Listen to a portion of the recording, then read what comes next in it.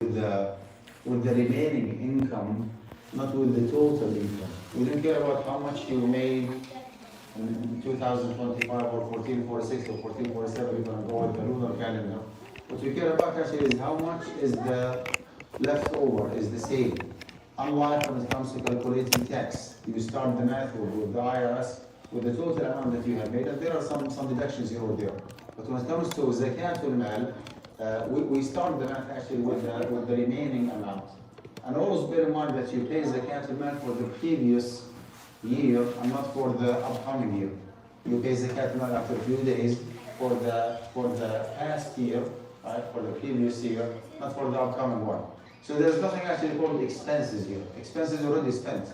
Like throughout 2025, you already like spent some money without like living expenses or anything else. So anything that's called expenses already deducted because we do not have it. If you go with the remaining income, okay, it means that all the expenses that you have made already deducted. Uh, the tax, the zakat rate in most of the zakatable assets is only 2.5%, and it's not progressive. We have like a tax bracket here in the US. The more money you make, like the higher your tax rate will be. When it comes to zakat, if you pay zakat on like $20,000 or $20 million, it makes no difference. It's gonna be 2.5%, no more and no less. If you, by the way, when it comes to the zakat rate, if you decide to calculate and pay your zakat based on the regular, like Gregorian calendar, like to pay your zakat in the month of December for tax deduction, for tax calculation purposes,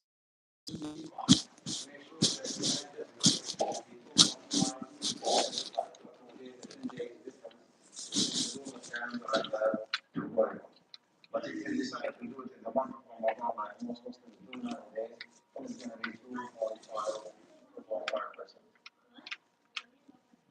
What is to be included and what is to be excluded? The very first zakat will go that is done is the cash money. Whoever takes the case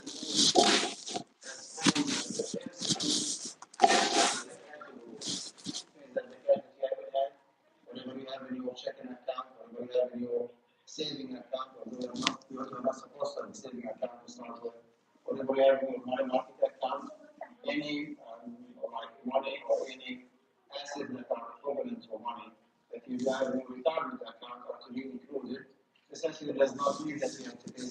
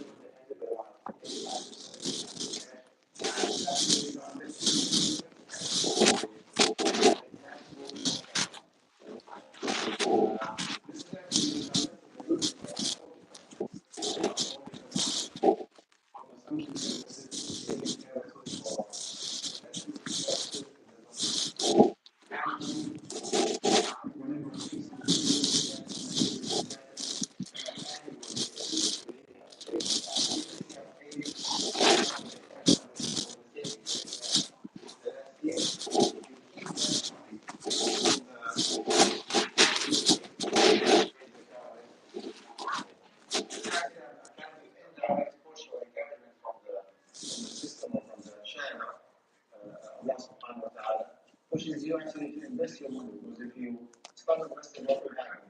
Number one, the excessive inflation will definitely reduce the purchase power of the money, so you are losing money every year because of inflation.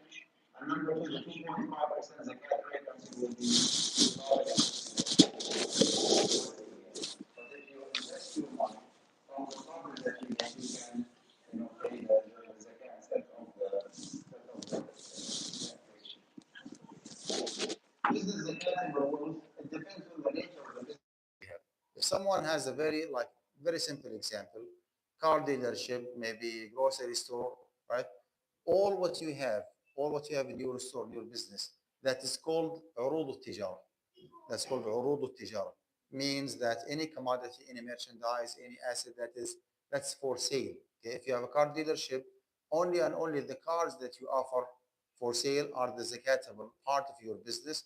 Anything else that you use to run your business, any equipments, any tools, any devices, any software, any hardware, any machineries, any building and furniture, everything else that is not technically for, like, for sale, that is not, commodity or merchandise or goods, is zakah exempt. Some people actually might have what we call it in technical term, exploited assets. Exploited assets means zakatul mustaghallat. You hold the property that's not for sale, but you generate money out of using it. Someone has a medical laboratory, for example, offers service. All the machines, even though he paid maybe hundreds of thousands of dollars to buy those machines, everything actually is zakat exempt. The money that you generate out of providing that service is the zakatable part. Someone has an Uber service or like a taxi cab. Okay, the car itself or the vehicle is zakat exempt because it's not urud tijara. But the money that you generate out of providing the transportation service actually is the zakatable part. What if you have rental property? The same. Okay, the market value of the condominium or the apartment or the house is zakah exempt, right? Because it's not for sale. But the money or the lease revenue that you make out of leasing that property is the zakatable part.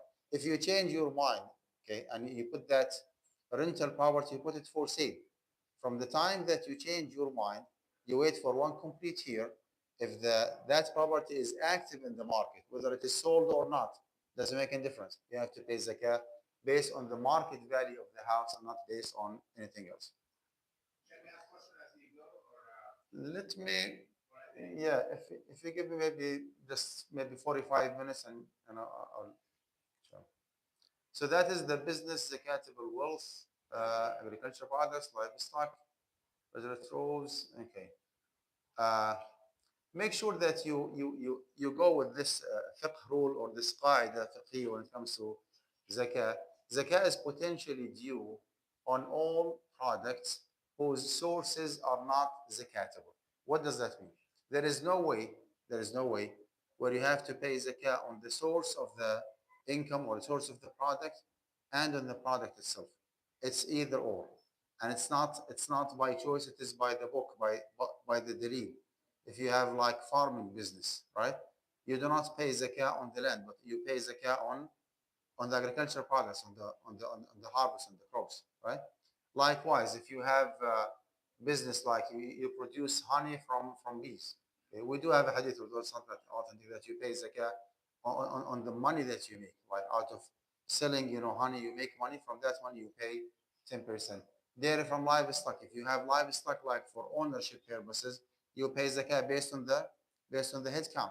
But if you change your mind and you start, producing dairy products, you stop paying zakah on the head count. You start paying zakah on the profit that you make from the dairy products. Eggs from poultry, silk from silkworm, and so on and so forth.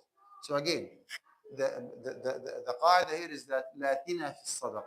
There is no duplication in taxation. There is no way where you have to pay zakah on the source and on the product itself. It's either or. Anything that is not for business purposes, okay? The house that you live in, okay? Let's take this example. Someone has a house, okay, using that house as a primary residence. That house is absolutely zakah exempt. Is that correct? You change your mind, you move from that house to somewhere else, and you put a sign for rent for the same house that you have been using and occupied for the last maybe 10, 15 years. That house actually becomes zakatable based on the lease revenue or the rent money that you make, as long as it is offered in the market for rent.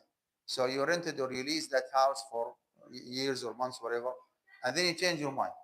You remove that like for rent sign and you put for sale. Okay. Once that house is for sale active in the market, then you have to wait for one complete year. If the house is sold or not sold yet, as long as it's active in the market, then you have to pay zakah based on its market value. So the same property in the first scenario was zakah exempt 100%. In the second scenario, the revenue that you make out of leasing that house is the zakatable part, And the third scenario, the whole house or the whole market value of the house actually is the zakat alone. So we go with your intention and your practice. Your intention and your practice. What if you have, by the way, what if you have two houses? One here, like in the US, for example, another one maybe like back home overseas. As long as that house is locked throughout the whole year long, it's not for sale, it's not for rent, right? You just go there for a few days, few weeks, vacation, whenever you would like to. If that is the case, then the second house actually is zakah exempt as well. So the transportation, like the cars that you have, the furniture, everything that is not for business purpose, anything that is not called a growable asset actually is zakah exempt. And that's why, by the way, we have a like well-established debate between the four madhab regarding zakah on jewelry, right? If the jewelry actually is for the personal use of the sister, the wife, or your daughter, and it is within the average in that very particular society, then the jewelry actually is zakah exempt. There is zakah exempt. I'm not here to discourage anyone from paying zakat al mal on jewelry because that's again that's a like a very debatable issue. And for the strict Hanafi followers, they do actually pay zakah on the jewelry. So I'm not here to discourage anyone from paying zakah. Keep up the good job if you follow that method. The more zakah you pay, the more reward you will be getting from Allah subhanahu wa ta'ala. But if you ask me a question, do I have to pay zakah on jewelry? My answer actually is no, within those two different conditions. Number one, it has to be for the personal use, okay, of your wife or your daughter. And number two, it has to be within the average in that very particular society. What if the average is, give me a number, 30,000, 40,000? What if a sister actually does have 150,000, dollars worth of jewelry? Well, that's way too much, right? So I would say the first 30 or 40,000 dollars jewelry are zakah exempt, and the surplus actually is zakatable. This is to consolidate and to put together the two different madhahib, the one who like does mandate zakah and jewelry, and the one believes otherwise. There's a difference between do I have to pay zakah as opposed to can I pay zakah? Yes, you can pay zakah on jewelry, but do you have to pay zakah on jewelry? My answer actually is no, as long as those two conditions are met. So anything that is not for business purposes, not a growable asset, should be zakah exempt. Uh, as I said, the tools, the devices, instruments, anything that you use to run your business, right? As long as those like equipments and devices are not for sale, they are zakah exempt.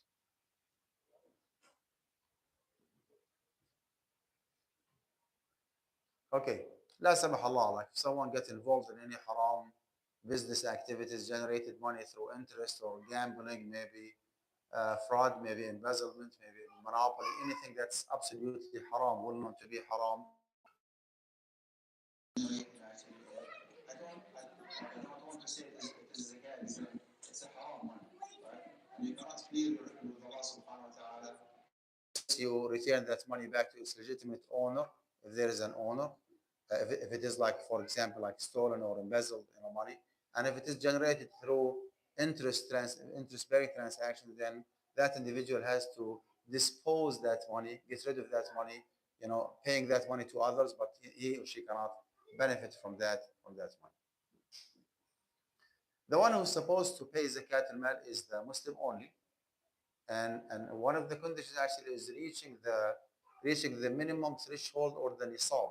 And nisab actually is the minimum volume of wealth or minimum amount of money. If you match it, then you are officially a zakah payer. How much is the nisab that we need to be aware of? Nisab al-naqdi. And forget about the silver. Okay, gold nowadays, if you do some research, the gram of gold 24 karat like الذهب الأصلي, you're talking about maybe 150, 155 dollars. Let's be in the safe side, 150 times 85 grams of gold. That's the nisab. should be around $12,750. What does that mean? It means that if the net amount that you have, and not the gross amount, if the net amount, like after all deductions, is still $12,750, then you have to pay zakat. Of course, in your zakat due date, you have to do some, like some homework and find out, because the price of the gold actually fluctuates up and down nowadays. So when I say today 12,750, it might be 13, might be $14,000 after a few days. It might go down to 10,000. Bottom line here is that if you still have a nisab or more, if you still have a nisab or more in the zakat due date, okay, net amount and not the gross amount, then you have to pay zakat. So that is the nisab. The passage of one lunar year, not for the zakatable wealth. حولان الحول means that once the nisab is established. By the way, like very technical point here. Is it true that you should pay zakat al-mal in the month of Ramadan? I mean, is this accurate enough? No, it's not.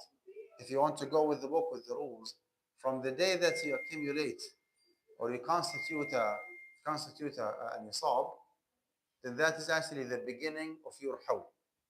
Even if it is in the 17th of Rajab or 25th of Dhul Qa'dah or Dhul Hijjah, from the day that you constitute a nisab, you officially start your hawl. So your hawl starts with the day that you constitute a nisab. Next day, like next year, the same day, okay, that's actually your zakat due date. In the real life, it's maybe close to impossible for anyone to remember which day of the year he or she accumulated the nisab, right? And that's why we just take it easy. We mark our calendar for the month of Ramadan to calculate and pay zakat al-mal. Allah subhanahu wa ta'ala ghafurun rahim. So Muslim, non-Muslims are not addressed with those three rules. Reaching the minimum threshold and nisab. Okay, here is the confusing part. Let's say that someone has provides a professional service. Someone works as an attorney, as a consultant, as an engineer, architect, surgeon, you name it. He has his own practice and he receives money periodically. Almost like every week, there is a payment from one of the clients, one of the patients, whatever. Some people think that each and every single payment has to stay in your possession for one complete year, in order for that money to be zakatable, which is absolutely incorrect. حولان الحول, the passage of one lunar year, means that once the nisab is established, okay, next year, the same day, the next year, you pay zakat al-mal on whatever you have, whether it is a nisab or whatever it has been added up on top of the nisab. That's called al-mal al-mustafad. Al-malu al-mustafad. Each one of us here actually does have a nisab. Okay, let's say that we have an attorney who has like more than 95% of the money deposited in his checking account coming from the legal fees that he charges his clients. The nisab is there. Okay, 1 or 2 days just before the beginning of Ramadan, he received a big check, like a what check, $30,000. Next day in the morning, it was Ramadan. Does he have to include that check in the zakat calculation, pay zakat on it? The answer is absolutely yes. That money actually is zakat, because this is called al-malu al-mustafad. So my point here is that do not worry about the cash flow that you have throughout the whole year long. Do not worry about you don't have to keep documenting everything and finding out how much you received and which day. Okay, this is absolutely incorrect. Forget about the cash flow. Just in the zakat due date, find out how much money you have. Do the math. Okay, make sure that this is zakatable money owned by you. Deduct all whatever is deductible. If the net amount is still $12,750, then you have to pay zakat al-mal, even though some of that money might be deposited just a few hours or a few days before the beginning of the month of Ramadan. The status of the zakat payer actually has nothing to do with the zakat. So even if the wealthy individual is a minor, maybe like mentally challenged, disabled, the personal status or the mental status of that individual has nothing to do with the zakat, because zakat actually is a financial ibadah. It's not a physical one, right? So kids, for example, minors, are not mandated to perform salah, are not mandated to fast in the month of Ramadan. They do not have to perform hajj because this is a physical ibadah. But when it comes to zakat al-mal, no, it's a financial ibadah. So the one who manages the finance of that kid or that minor is the one who's supposed to calculate and pay zakat al-mal on his behalf. Criteria for the zakatable wealth itself: exclusive ownership of the threshold. That actually means you have to make sure that you are the owner of that nisab. If the nisab is 12,500, for example, and it is jointly owned by two different individuals, one of them is a non-Muslim. So the other guy does not have a nisab. Does he have to pay zakat on the total amount? The answer is no, because his share or her share does not reach the nisab. It's not the case if we have two different individuals, both of them are Muslim, they have a very, very small business, and its book value, let's say $15,000. So each one of them does have less than a nisab. But this is a very special case. We call it zakat al-sharikat, or zakat al-khilta, or zakat al-sharika, right? According to the Shafi'i madhab, maybe some other madhab, I'm not sure. I'm Shafi'i by background. You have to pay zakat on the business itself, regardless of the shares of each one of those shareholders. Uh, so exclusive ownership of the nisab, ability of growth, actually or potentially, means that anything that is labeled as growable assets, cash money, cryptocurrency, stocks in the market. Okay, unlike agricultural products, if you pay zakat on the crops or the wheat that you like cultivated last year, you don't have to pay zakat on the same wheat one more time for this year. It's only one time. وَآتُوا حَقَّهُ يَوْمَ حَصَادِهِ, according to the Quran. But when it comes to cash money, it's absolutely different story. You have to keep paying zakat because that's a growable asset. No one actually can enforce you to pay zakah on the cash. But if you decide not to invest the money, you have to keep paying zakah on it each and every single year. Passage for lunar year, that's already covered. Access to the wealth, actually or potentially, means that if the wealth or the asset or the zakatable wealth is owned by you, but it's not accessible in full, to you, then you don't have to pay zakat. Very, very good example for us living here is the 401k. All what you have in your 401k, could be 401k, it could be 403, could be pension plan, whatever the name might be. All what you have in your 401k actually is your money, whether your contribution or the match of your employer. But the problem here is not with the ownership. The problem is with the access. You do not have a full access to all what you have in your 401k. If you decide to early withdraw from the 401k, whether you borrow or you apply for hardship, whatever, you will be penalized. You will be penalized. So there is a penalty and there's a tax, right? So that's why whatever like restricted part in your 401k, that's actually the part that's exempted from zakat al-mal. I will inshallah explain more on how to calculate the count. Do not get confused between the poverty line and the threshold. Poverty line is like economic, standard, governmental standard to determine eligibility of people receiving, kind of financial support, monetary and non-monetary support from the government. Okay, that has absolutely nothing to do with zakat al-mal. So it's very, very possible for someone to be under the poverty line, yet a zakat payer. Likewise, someone might be way above the poverty line, yet a zakat recipient. Someone like strives to cover the expenses of his or her family members. Okay, even if he makes six figures, I mean, six figures nowadays actually is nothing like post COVID-19. So even if that person is making good income, as long as the legitimate uh, shabab.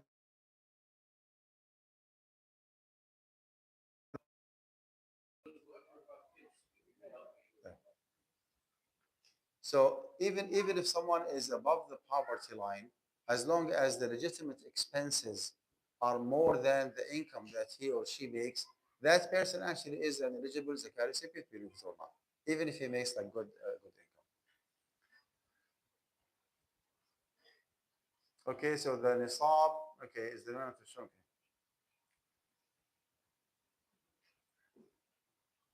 Do you have to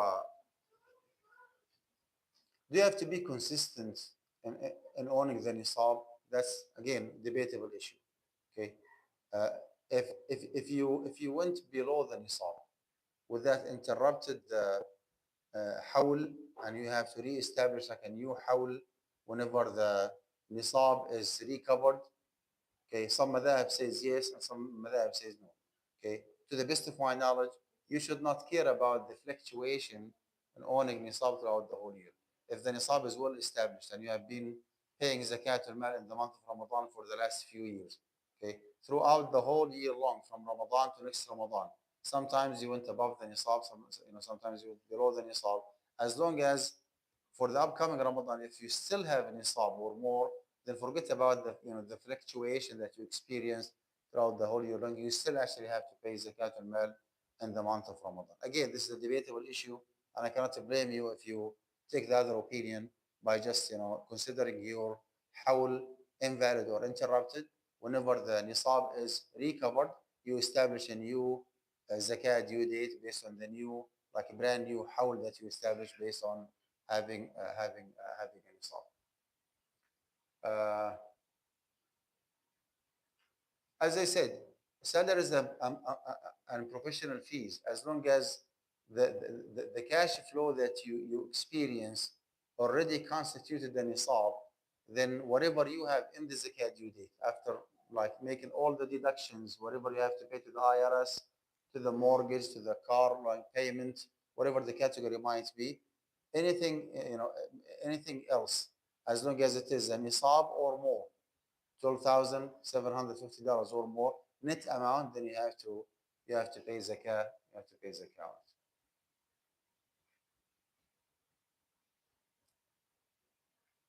It is actually the most reasonable formula to my knowledge, and this is the official position of our fiqh council, MJ.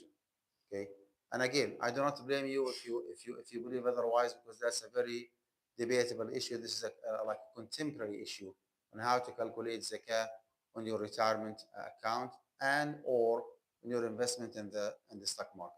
Some people of knowledge believe that you have to pay zakah on everything, because that is I mean, this is the actual investment that you have. I mean, the salary that you receive, whatever you receive, like you spend, you do not save that big amount of money from the salary, right? But you have a big saving and a big investment when it comes to your 401k. So they said that this is actually the actual investment you have. Thus, you have to pay zakah on everything, regardless. Now, the other extreme opinion, they said no, this is a like very untouchable, kind of investment. You are not supposed to withdraw or to use the money in your 401k, and that's why you don't have to pay zakah. In our fiqh council, actually, we hold the stick from the middle, as they say.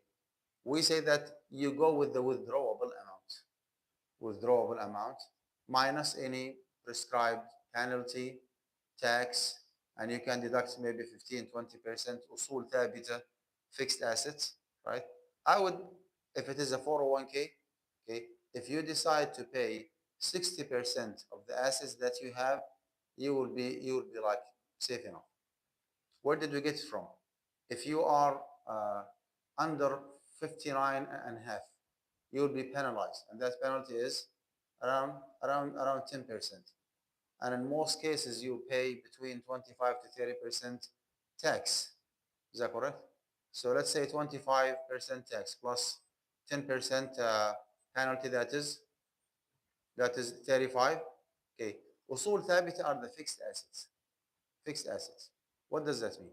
It means that not most, like all the companies that you have them in your portfolio do have a certain percentage of their assets that's called fixed assets. Okay, between equipment, between furniture, between you know uh, uh, devices and tools and machineries and so on and so forth. And all these different categories are zakah exempt, right? The challenge here is that if you open that portfolio that you have and you start digging in depth, you will be confusing yourself big time, because the usul الثابت or the fixed assets in the technology company are different from consulting companies, different from IT, different from Google, for example, right? Different from oil and gas, and so on and so forth. So rough estimate, I would say maybe 20-25% maximum. So 20% usul ثابتة, fixed assets, 20 to 25% tax, another 10% penalty. It will be safe enough if you decide to pay zakah on 60% on whatever you have. You have $1 million like straight, okay, assets in your 401k. You pay zakah based on $600,000. 600, sorry, $600,000. 600 times 2.5%. Do the math and pay zakat al mal. If you decide to pay zakah on 50% on the total that you have, I cannot blame you, because again, tax actually differs from one individual to another. Your tax could be 35, could be 40%, believe it or not. Other people actually their tax could be as low as 15% only. Again, it depends on the income that you make. Penalty depends on your age. Okay, fixed asset depends on the nature of the like stocks that you have to pay zakah on their behalf, and that's why the easiest way is just to have a peace of mind and pay zakah on 60% of what you have. That will be, I would say, safe enough. Now, this formula here, this math, applies to all what you have. Okay, generally speaking, any kind of investment in the stock market could be employer based and could be individual based, right? Employer based like 401k, 403b if you work for non-for-profit or education institutes, could be pension plan if you have a job with the government, with the federal, with the state, with the county. They give you pension plan, and in most cases that pension plan actually is untouchable. Even if you try to borrow from it, you cannot. Even if you apply for hardship, you cannot even come closer to the pension plan. So that's why you go with the withdrawable amount. How much you can withdraw in the month of Ramadan? If you decide to withdraw as much as you can between borrowing and applying for hardship, right? How much you can withdraw? Okay, from that amount, okay, you deduct the tax and the penalty, the fixed assets, and you pay zakah on the rest. Now, if it is an individual based between IRA, individual retirement account, simple investment account, ETF, mutual fund, brokerage account, you name it. Could be 529 for the education of your kids, could be AGMA account, saving for your minors.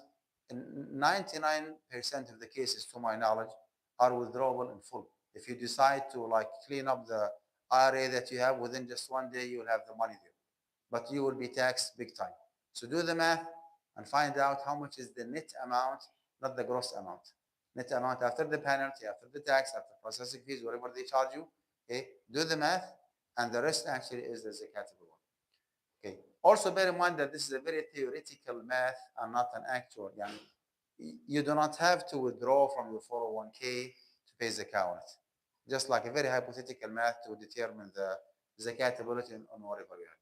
Bottom line, for your 401k, I would say 60% is safe enough. Forget about all these details.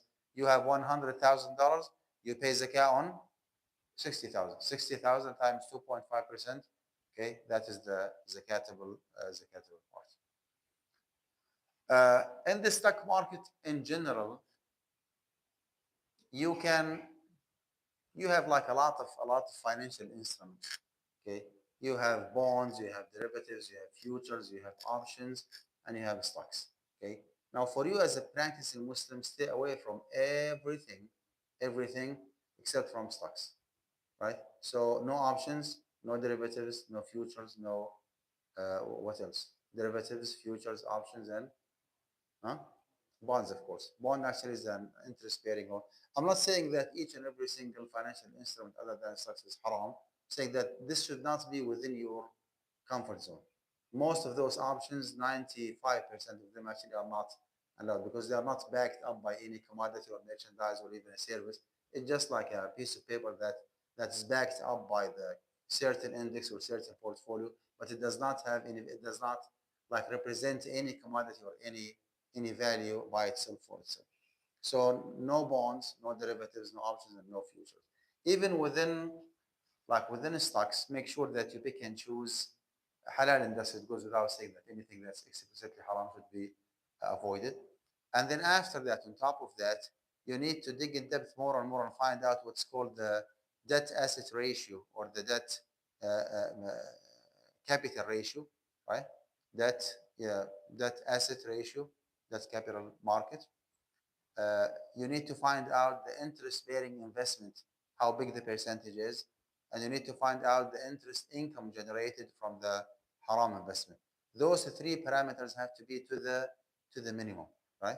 To the minimum. We have certain percentage like set by IOFI. If the debt asset ratio is less than 30%, if the interest bearing investment less than 30%, if the interest income less than 5%, then that stock actually is a halal one. Some companies in the US, believe it or not, they added the fourth category. They call it the product line. They call it the product line. Product line means like any aside business that company does in addition to the core business.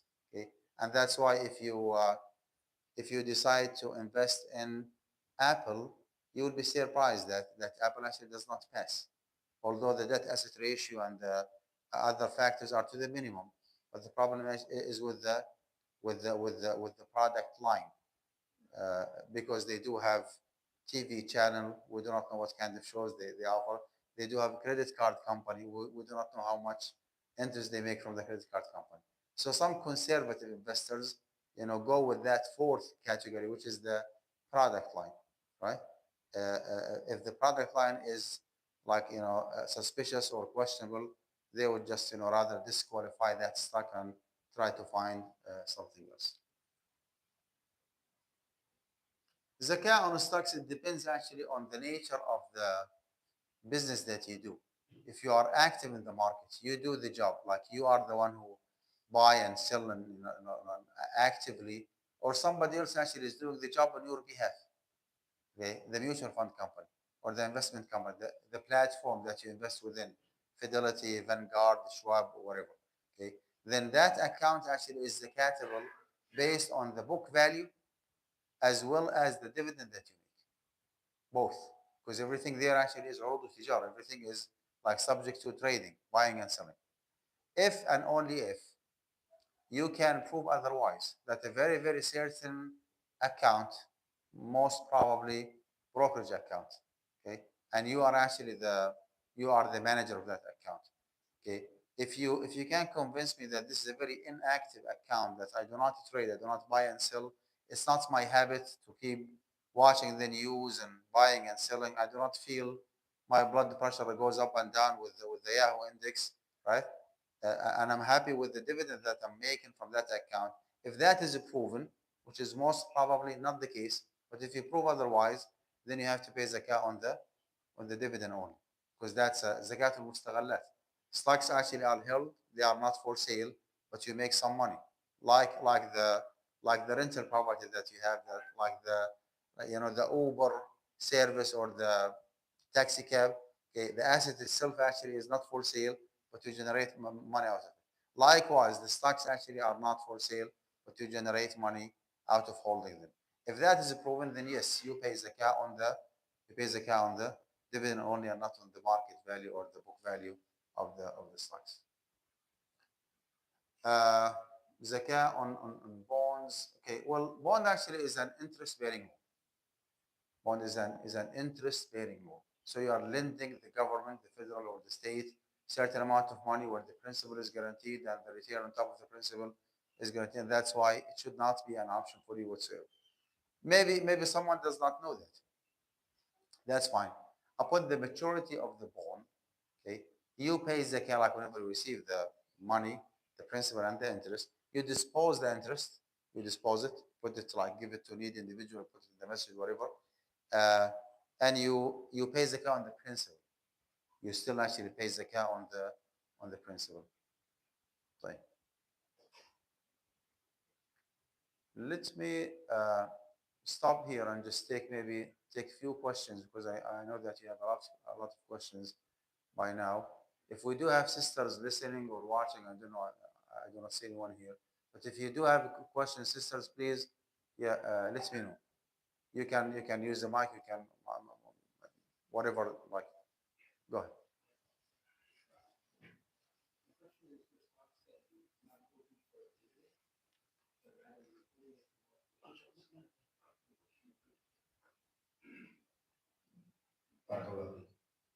My question is regarding stocks that you are holding for a long period of time in your own brokerage account, that you're not holding specifically for dividend, but you are the appreciation in the value of that stock for over several years.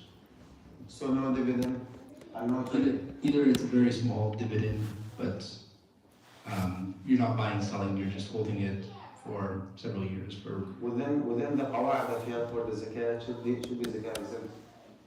Should be zakat exempt. No dividend and no active trading. So you are not buying something to make profit and you are not generating. You're just sitting in that account, right? yes. As long as it's not urul tijara, it shouldn't be actually zakat for all. And in the brokerage account, some stocks you do trade, but others you hold for a long period of time. Do you treat the whole account as one zakatable account, or do you look at stocks that you're holding for a long period of time? What is the percentage of the tradable ones as opposed to the not tradable ones? 90%, 10%?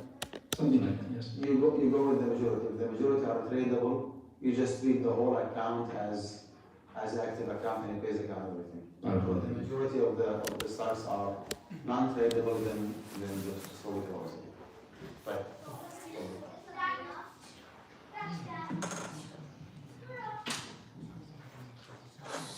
Yeah, Jazakallah khair. Just to follow up on that question, if you're buying, like you're still adding to the stocks, then you pay zakat, right? Like I'm holding stocks for like a long period of time, so like every couple of months I would like add more to it. Well, whatever you add to that account is zakat exempt. Whatever you add to that account is zakat exempt, because once that certain stock or stocks are added there, they are not all tijara. Not all tijara, then there is no zakat. Simple as it. Now, if someone actually does so with please excuse me, with a bad intention, like trying to find a loophole or like to circumvent the rules or avoid paying zakat, that's between him and Allah subhanahu wa ta'ala. Alright? But if you do like naturally as a part of your business strategy and investment, you are not doing carelessly to reduce the zakat, then you should be good. I mean, you do not have to pay zakat on that side. And one more question. Can we?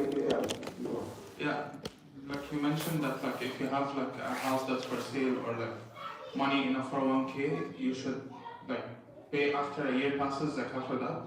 What if the house is like for a higher price than like I don't have the zakat that covers?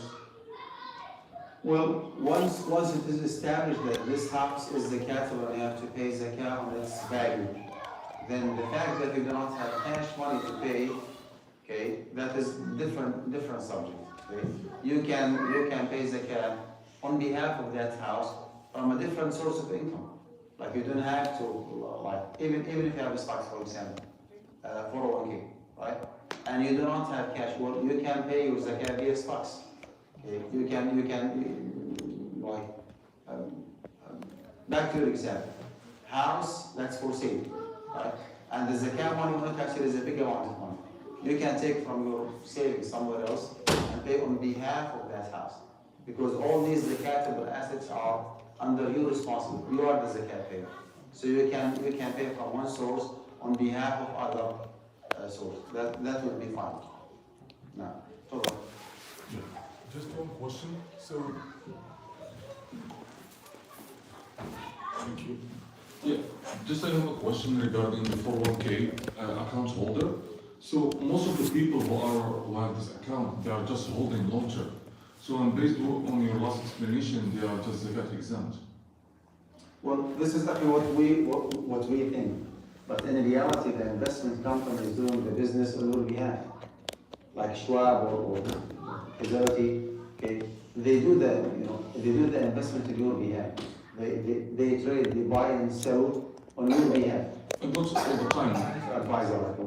Not for the major. Not it's not the case for the majority of the 401k accounts. So most of them will just they have a monthly deduction. They buy actually two indices or whatever for actually the whole year, and you are good. They are not doing trading on your behalf. But I got your point. So what you are saying, if they are doing trading on your behalf, you should pay zakat. Otherwise, is zakat exempt? If you can prove, Habibna, that a certain account is a very inactive one, Yes. regardless of the platform, Yeah. could be mutual funds, could be 401k. If you can prove Yes. that a very certain account is very inactive, Yeah. and it is held actually for dividend purposes, then that's a zakat exempt. Okay. To my knowledge, it's not the case. All the 401k are like under heavy investment on daily basis. That's why your 401k actually is growing on an annual basis. Someone actually is doing the job on your behalf. You think that it is an inactive one, but the reality actually is otherwise. A lot of them are inactive, so you just buy commodity and it's growing over time. That's Habibna, the rule, the standard here. If you can prove a very certain account inactive, then it is a game. Fair enough? Yeah. I'm sorry, Dr. Rafij. I think this question is going to confuse a lot of people because a lot of people are going to start to compare this with the gold that we are holding for a long time, not buying and selling. I'm holding gold for a long time, I'm not buying and selling, so I can connect those two dots and I can say, okay, so but maybe this is exempt too. I'm holding cryptocurrency for a long time and I'm not buying and selling, even though it's going like this, but I'm not buying and selling. So I can connect to this question, I can say, okay, so this is exempt as well. So, can you clarify a little bit more, because we can connect some dots and we can jump in this opportunity and shaitan can play in our mind. There is a lot of connections between a lot of assets that it can be marketable or changeable to cash. Let's just break it down. When it comes to cryptocurrency, as long as that cryptocurrency is not restricted to a certain use, then it has to take the same rule of the cash money. Cryptocurrency has to take the same rule of cash money.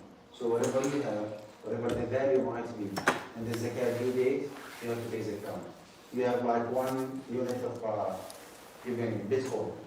You purchase that unit for $17,000 before Ramadan. Okay. In the month of Ramadan, its value went down to only 7,000. You pay zakat on the 7,000. Right? It went up to 25, 30,000, whatever you pay zakat on the current market value or the purchase power, if you wish, of that Bitcoin. Now, if the cryptocurrency is very restricted to a certain use, right? It could be like only for technology, only for whatever the field might be. It should not take the same rule. Sometimes they call it tokens instead of cryptocurrency. Okay. It takes the same rule of that industry. Okay? Is it commercial? Is it residential? Is it and so on and so forth.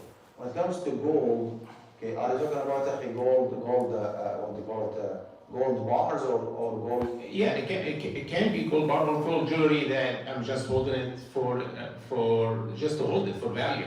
Well, if it is like gold bars, then it is zakat of 100% because it's not a I understand, but I'm a certified public accountant. I have to tell you, in the balance sheet of any corporation, if you're investing in a common stock of any other company, this is what we call in the balance sheet marketable securities. So it's really transferable to cash in any given moment. So if you have common stocks, if you have shares, if you invest in common stocks, like the question that was asked, can be transferred to cash in any given moments. Whether you decide to sell it or not, it's cash. Like gold bars are zakatable in full. I understand. Jewelry. No, I'm just trying to connect Yeah, the question. So follow the rules that we already discussed. If it is for the person use within the average, should be zakat exempt. If any surplus way on top of the average, then the surplus, the extra amount of jewelry, is the zakatable part to consider the two different contradicting madhab when it comes to zakat. Yeah.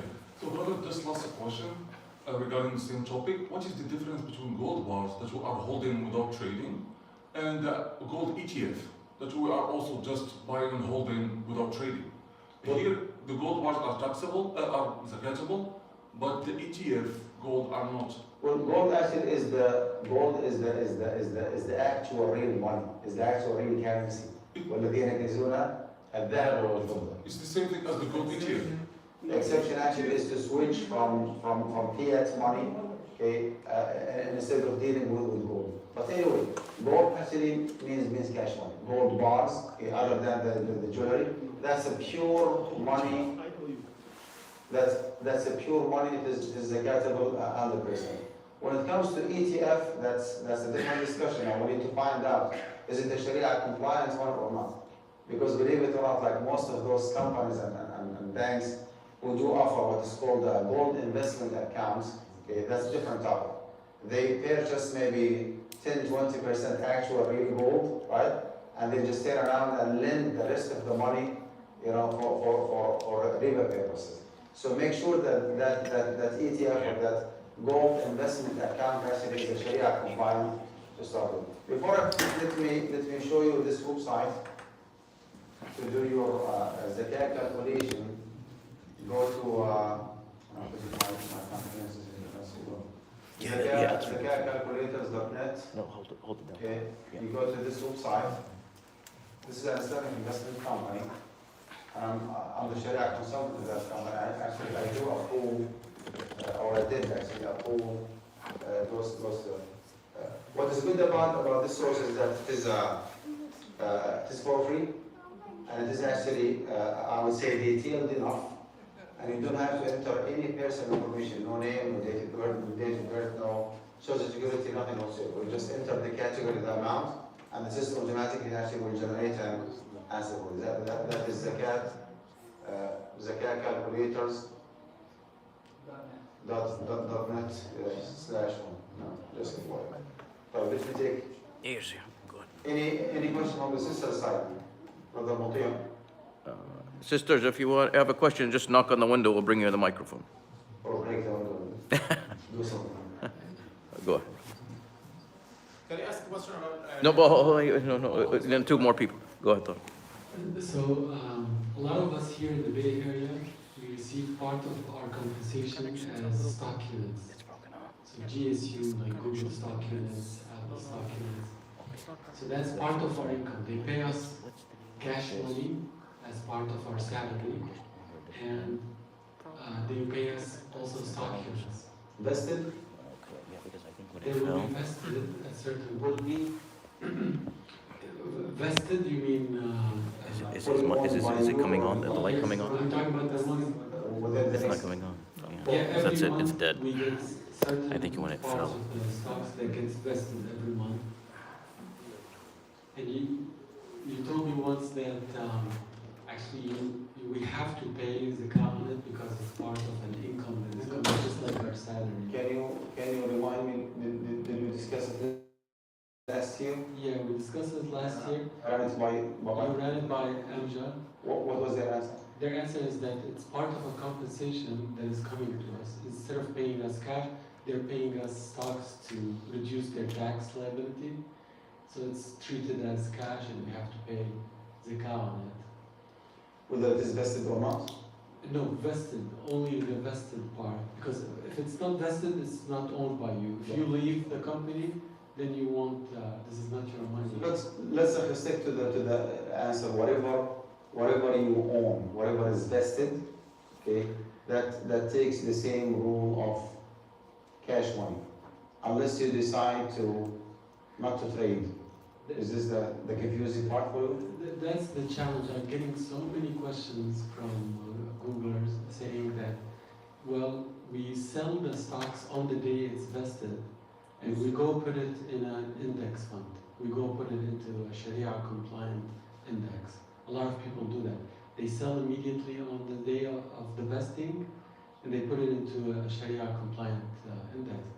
They're like, okay, then I'm like, am I playing games that I'm avoiding the zakat because I'm putting it into an index?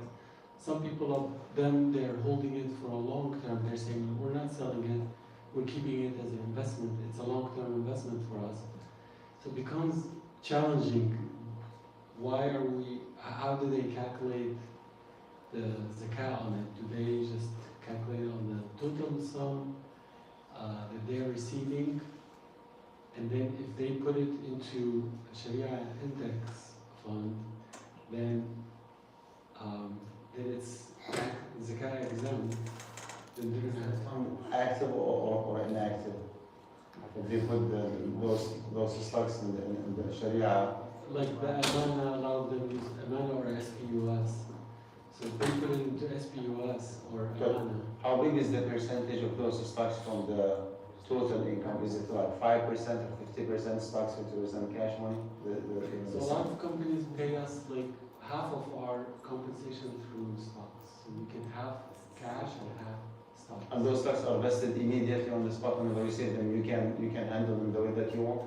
You On can. the day of vesting, there's like an automated thing you can do through Schwab and other companies where it sells immediately and then it invests immediately into an index.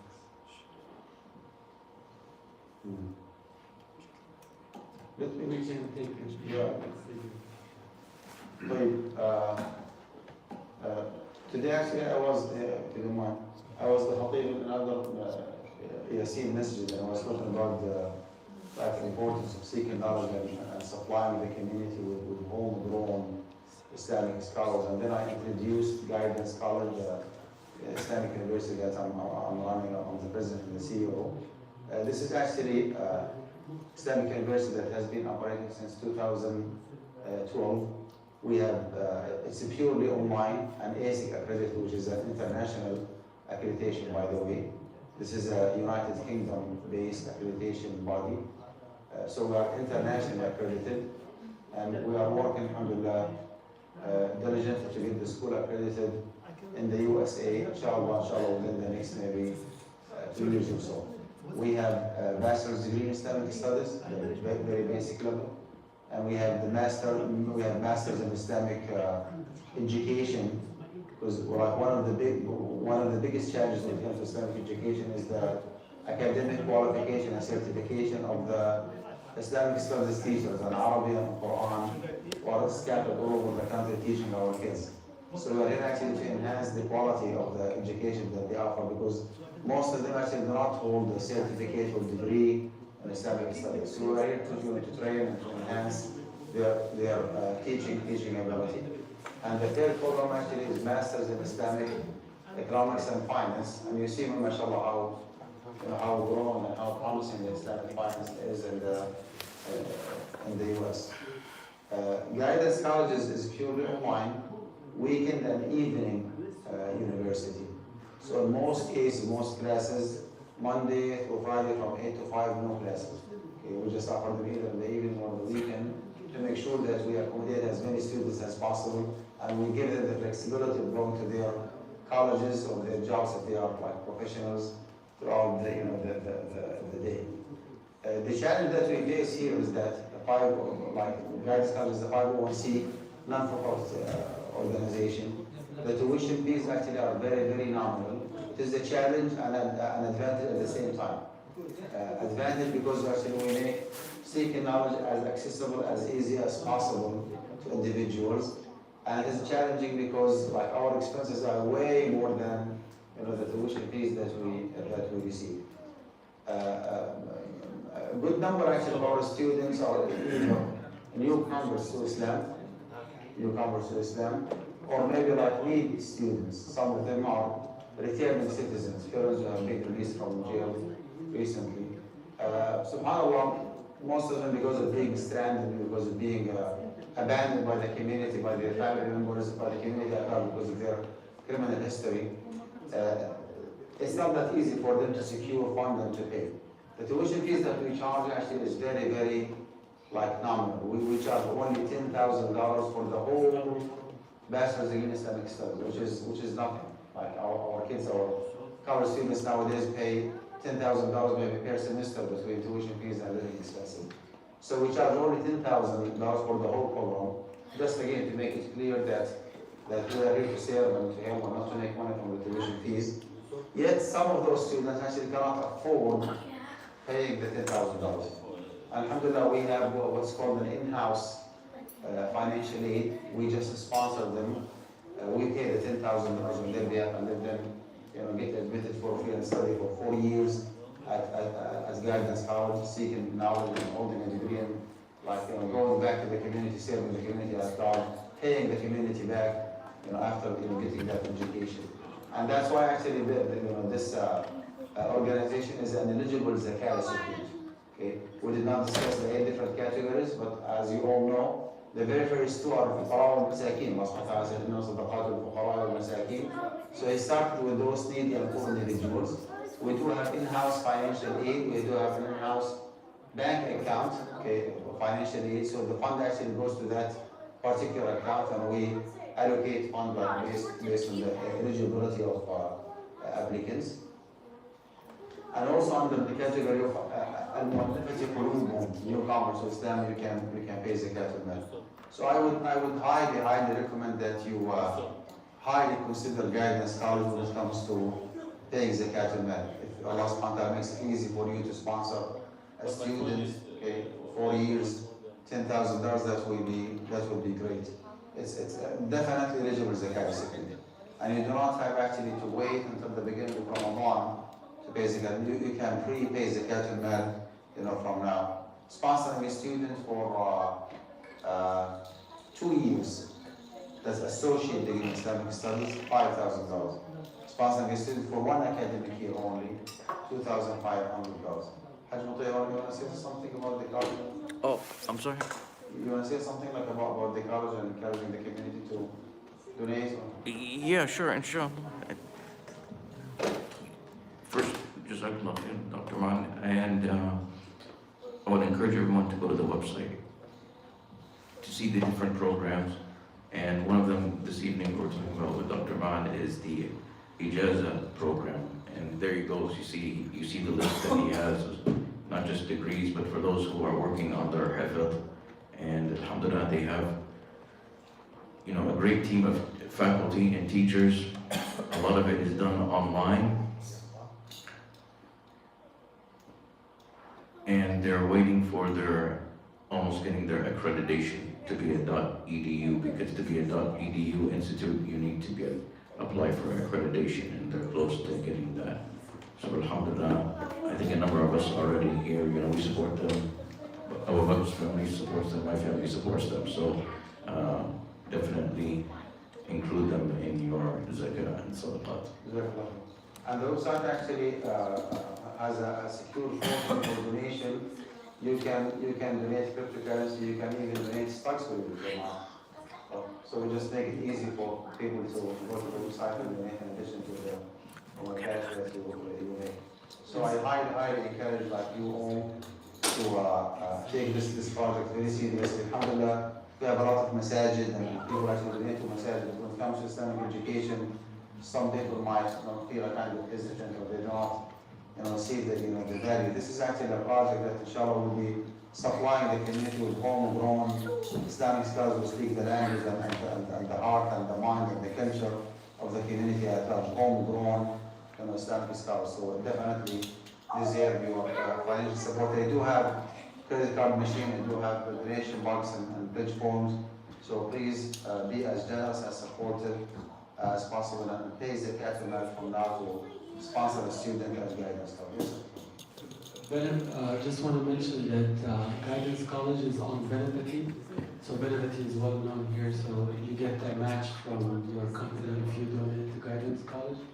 We have a campaign at Google. We are every year we collect actually for Guidance College. A matching too? Yeah, we get the match. But you said Google collects for them? I didn't understand. No, Benefity. So all companies pay through Benefity, and the company will match through Benefity. Okay. That's a good point. Yeah. Okay. You can donate through Benefit, right? Yeah. Okay. Through your company's site, and your company works Will with match. Benefity. So Apple works with them, Google. What's it called? Facebook. Benefity? Benefity. Spell it. Benevity. Okay, that's fine. Yeah, I think I remember. Okay. Yeah. Okay. So you donate through Google product, Yeah. and Google actually will check if your donation for Guidance College is listed on Benefit, they will match it. Yes, exactly. Jazakallah khair, yes, that's a good Maybe something, Dr. Mark, to put on the website too, you know, so when people go to the website That's- for sadaqat, I will ask, inshallah, yeah, the our team master, yeah. to put that logo benefiting, because we have, you know, a lot of people here working with .coms and No. reminding people the matching. No. I don't want like to put him on the spot. It's not an official fundraising. So who's gonna pay this? Well, I think the message is clear. And like one of the reasons behind those visits and those programs was to introduce guidance counselors to the community and to seek their financial support. So please be as generous as supportive as possible. Thank you. One question for 401ks again. We don't get to control what stocks are being invested in with a 401k through your company, so I can't choose the stocks. And some of them are not halal. You cannot choose the stocks, but you can choose the portfolio. Is that correct? No, you just choose a fund and they choose everything for you. Usually your financial, who's your financial advisor?